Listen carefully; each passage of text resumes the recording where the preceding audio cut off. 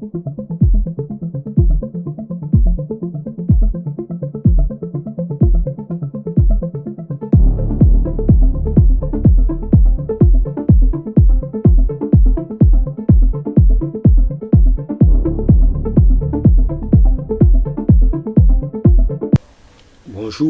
ou bonsoir à tous, bienvenue une fois de plus dans ce module 1 d'apprentissage au logiciel Office Manager qui est la dernière vidéo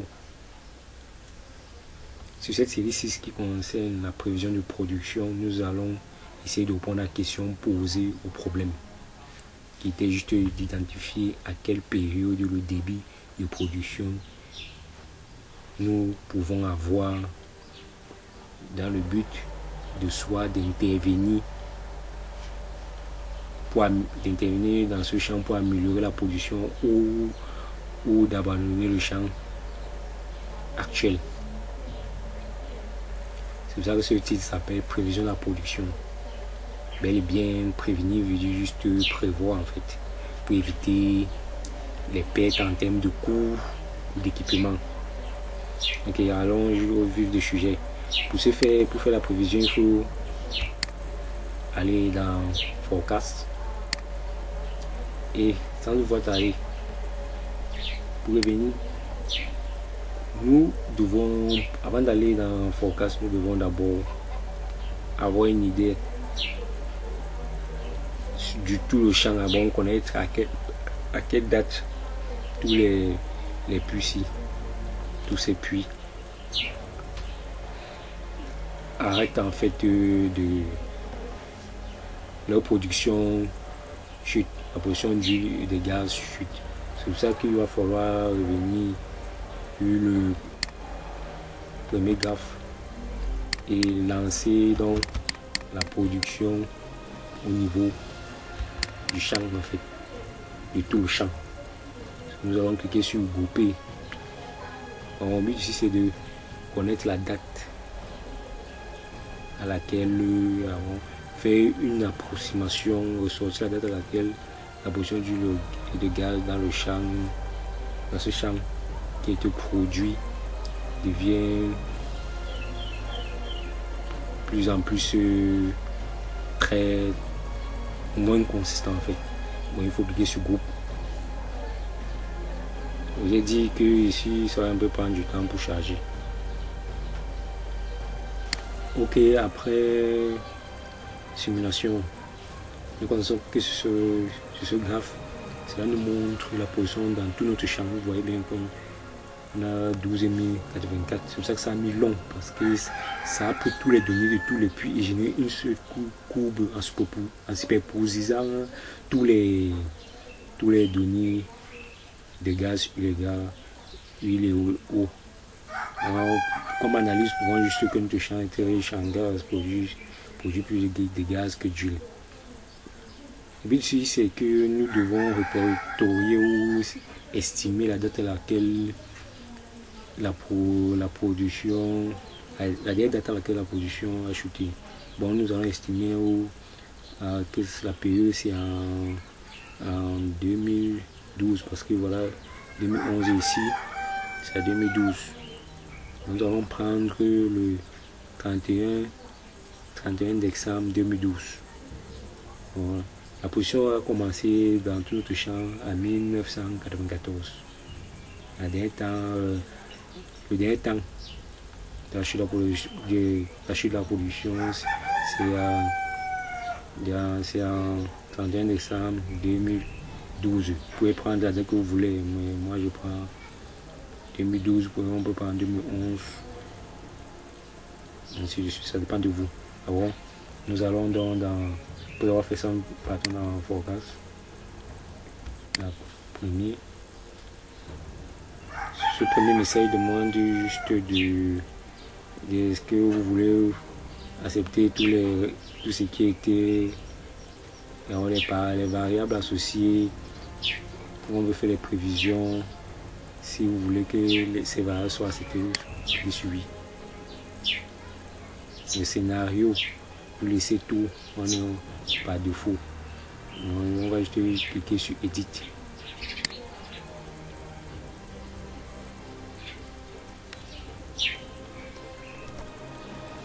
Ok, il faut maintenant éditer cette page ici.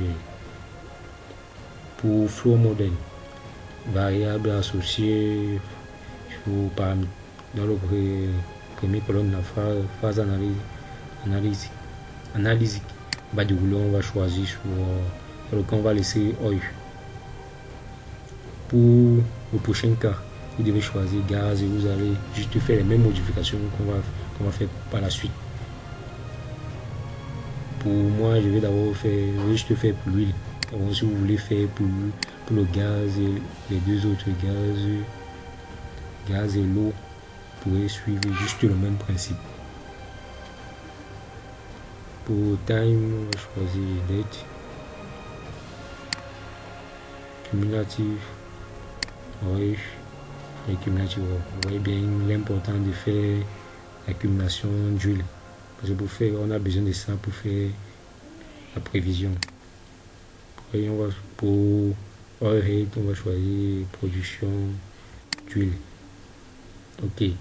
Modèle, description, solution, on va choisir le modèle empirique car les autres, on n'a pas les données. Nous allons donc passer directement à l'historique régression. Il faut laisser juste tout par défaut, ne rien faire. C'est ici, l'analyse va être faite suivant le taux du temps et la méthode qu'il va utiliser. Ne choisissez pas l'une des méthodes, laissez best méthode parce que quand je choisis best, la méthode la plus élevée, lui va te permettre de modifier, juste de choisir l'une de modèles de graphe que vous voulez, soit exponentiel, soit hyperbolique. Lorsqu'il va faire varier, il va vous donner la liberté de changer comme vous voulez le type de modèle suivant la valeur des B que vous allez mettre. Ok. La prévision, forecast. Ici, nous laissons par défaut ici. Ce qui nous intéresse ici, hors schedule. Start time, c'est-à-dire le temps de lancement. Money from in, nous allons choisir souvent la dernière last, la date à laquelle on a eu la production a commencé à chuter, c'est-à-dire la dernière date qu'on a récupérée précédemment. Le star rate, le débit à laquelle on a produit, il va aller chercher sur les données ces valeurs. Ok, réserve type, on va choisir provide developing. Et tous ces types de réserves ici varient en fonction de ceux qui ont été découverts ou de probables, prouvés ou probables. Bon, ici nous allons choisir ceux qui étaient prouvés et développés. Bon, ce champ a été accepté et mis sur pied. Parce que nous avons pris ces données dans un champ bien précis. Ok. Maintenant ici nous allons paramétrer les limites. En taille, nous allons choisir date. Comme j'ai défini la date à laquelle on a lancé, on a la production, la dernière date à laquelle la production a été chutée. Ici nous allons choisir le 31 décembre. Il y a le suivant, la syntaxe ici. On met d'abord l'année. En 2012.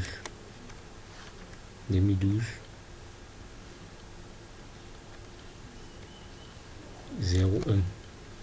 Bon, le jour, le mois et l'année.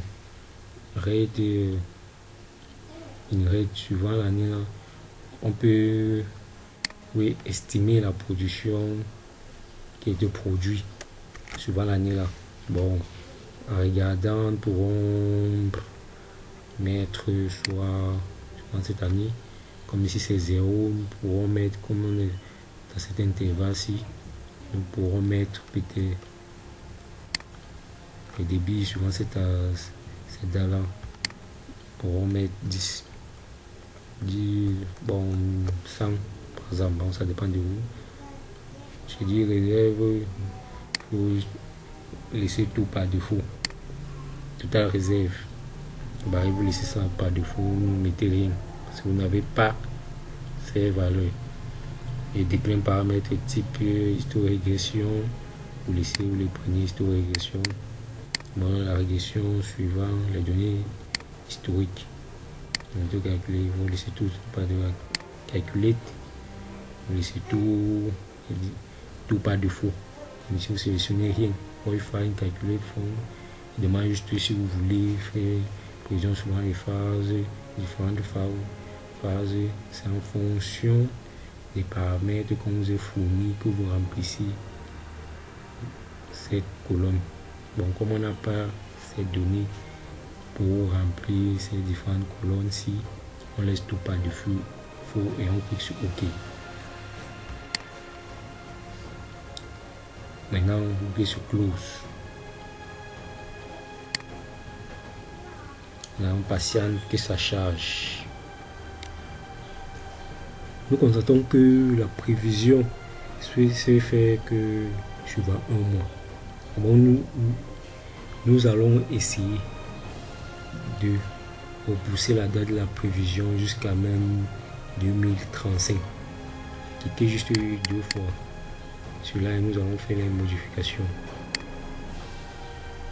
Ok, sur Forecast.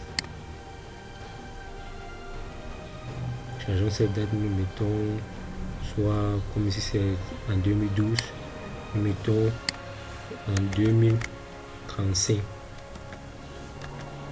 35. Cliquons sur OK. Ok. Vous voyez bien, bel et bien que à partir du temps initial, le 2 décembre 2031, que la production qu'on avait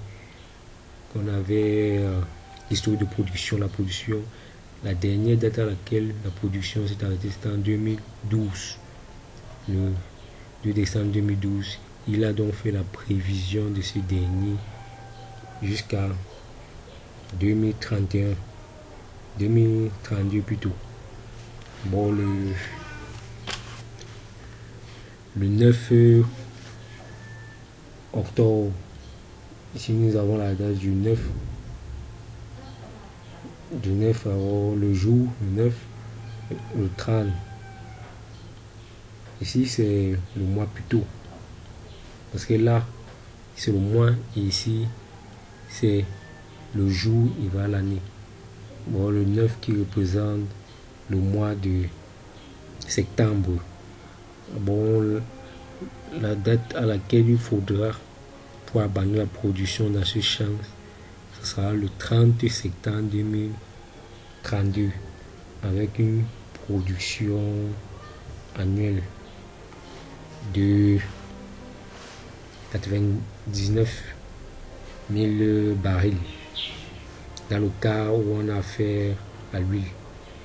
Et le modèle qu'on a utilisé ici, c'est le modèle où B égale à 0. Pour changer la valeur de B, il suffit juste de venir ici sur la partie propriété et choisir historique machine, variable.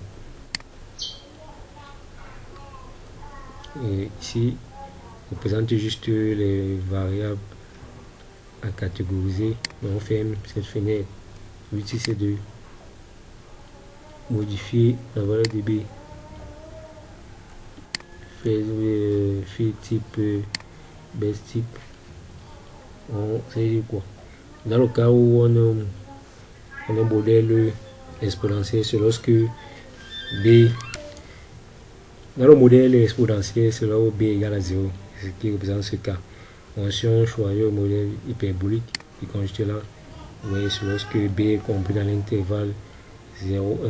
Vous voyez le début initial et le début final a changé. On est quitté de 99 à 97. Bon, vous pouvez donc analyser que suivant les types de modèles, le débit final qu'on a encore à produire dans ce réservoir est de 97 barils. Et changeons, nous prenons sur le modèle harmonique. P égale à 1. Et le débit final, vous voyez, c'est augmenté. Bon, on peut dire qu'après analyse, que le meilleur modèle, c'est celle du modèle harmonique.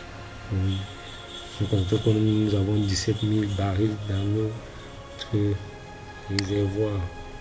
Ici, on dessine un peu ce graphe. Il faut constater qu'ici, que ce paramètre peut varier. Bon, c'est comme un matching qu'on fait. Il suffit juste de cliquer là et de faire un clic gauche sur dernier et directement le match que nous pourrons faire, c'est ici. Mais il faut remarquer que au fur et à mesure que nous bougeons cette courbe, tous ces paramètres ici varient en même temps. Alors regardez ce qu'on fait, on modifie la courbe, on augmente, vous voyez, la valeur débit reste inchangée, mais le DI, le débit nominal initial, varie. Bon, il suffit juste, lorsqu'on augmente un peu la production, le débit, bon, l'exposant nominal varie et avec le débit final. Bon, la valeur débit dans ce cas est constant. Parce qu'on est dans un modèle de type harmonique. Ok. Bon, c'est un peu comme ça qu'il faut futur essayer de changer. Tout c'est juste en dessous. Vous avez sous forme de tableau tous ces résultats en fait. Tous ces on sommet en fait dans le cadre du puits AC24. Nous allons essayer de remonter pour voir ce sommet. Bon, pour pouvoir répertorier sur un tableau tous nos résultats. Nous avons le type harmonique et la valeur dB, le débit nominal. Nous avons le débit initial et le temps initial. Après prévision maintenant. Après prévision, c'est que nous avons le même modèle initial l'exposant nominal plutôt initial, le débit initial, le temps initial et le temps final, ce qui est en 2035. Le débit qu'on aura est 17 816 barils et les réserves de barils qu'on a encore dans ce réservoir. C'est le débit qu'on peut encore produire les réserves, parce que dans un réservoir on ne peut pas produire totalement tous les autres abus. Et tous maintenant ces deux paramètres, réserve type non. Ok. Bon, pour pouvoir superposer sur ces deux graphes-ci, sur ce tableau-ci, ce que nous allons faire ce soir, mettons juste ça, ceci, du côté gauche, on peut flottant autorise, c'est pour faire descendre tout ceci juste en bas. Donc pour le visualiser, bon, il devient mutable. On s'est dit que juste en un clic il se déplace. Ici on est de coup il descend tout seul. Vous pouvez paramétrer ces légendes en cliquant juste 2 fois et vous choisissez avant de cocher ou cocher ce que vous voulez visualiser. Okay. Je disais que pour visualiser ces deux, par exemple, si vous visualisez la position bon, on va prendre lequel, ça c'est la prévision, ça c'est le rapport. Et disons que je vais visualiser par exemple, parce que j'ai envie de visualiser ces deux coups près, l'historique et la prévision sur cette même figure. Il va diviser le tableau en deux. Donc ce que nous allons faire, il suffit juste de venir ici, vous faites juste un clic droit et vous cliquez sur New Vertical Text. Si vous voulez une visualisation horizontale, c'est-à-dire cette forme ici. Bon, deux graphes en haut et en bas. Ici horizontal, vertical. À gauche, à droite, l'un ici, cliquez sur vertical. C'est ce modèle. Puis il va faire une bonne visibilité. On voit la prévision. C'est vrai que la légende va un peu causer problème, mais c'est portatif, vous pouvez porter mettre en dessous, le cacher soit.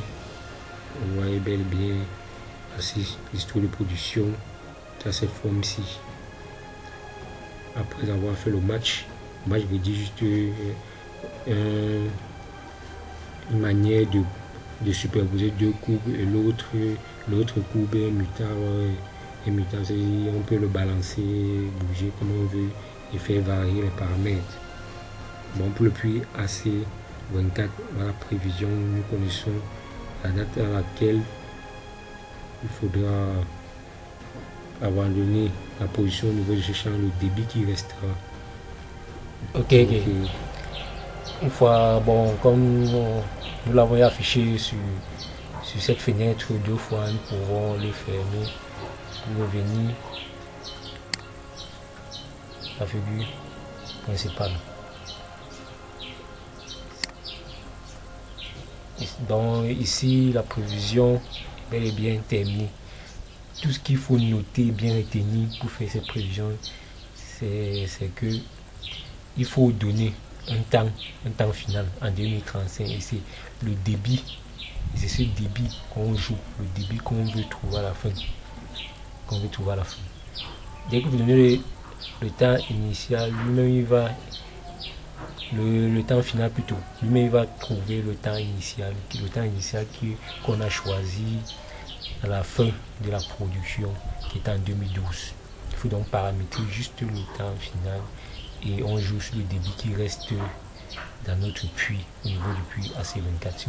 Si vous voulez sur tous les puits pour qu'il fasse la provision sur l'ensemble de notre champ, vous cliquez sur grouper.